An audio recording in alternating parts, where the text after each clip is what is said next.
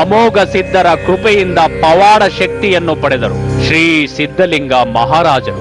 ಶ್ರೀ ಸಿದ್ಧಲಿಂಗ ಮಹಾರಾಜರು ದೈವಾಧೀನರಾದ ಮೇಲೆ ಈ ಸನ್ನಿಧಿಯ ನಿರ್ವಹಣೆಯನ್ನು ಯಾರೂ ಹೊರಲು ಸಾಧ್ಯವಾಗಲಿಲ್ಲ. ಅಂತಹ ಸಮಯದಲ್ಲಿ ಇಲ್ಲಿನ ಪೂಜೆಗೆ, ಇಲ್ಲಿನ ನಿರ್ವಹಣೆಗೆ ನಿಂತಿದ್ದು ಶ್ರೀ ಅಮೋಘ ಸಿದ್ಧರ ಮತ್ತೋರ್ವ ಶಿಷ್ಯರಾದ ಶಿರವಾಳದ ಶ್ರೀ ಖೋಳಿ ಮಹಾರಾಜರ ಶಿಷ್ಯರಾದ ಮದಗೊಂಡೇಶ್ವರ ಸ್ವಾಮಿಗಳು.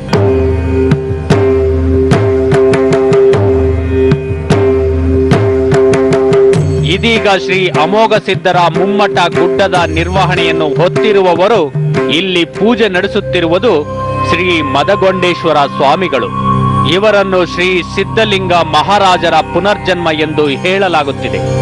ಇಂತಹ ಮಾತುಗಳ ನಡುವೆ ಇವರಿಂದಲೂ ಬಹಳಷ್ಟು ಪವಾಡಗಳು ನಡೆಯುತ್ತಿರುವಂತಹ ಬಹಳಷ್ಟು ಉದಾಹರಣೆಗಳು ನಮಗೆ ಇಲ್ಲಿ ಸಿಗುತ್ತವೆ.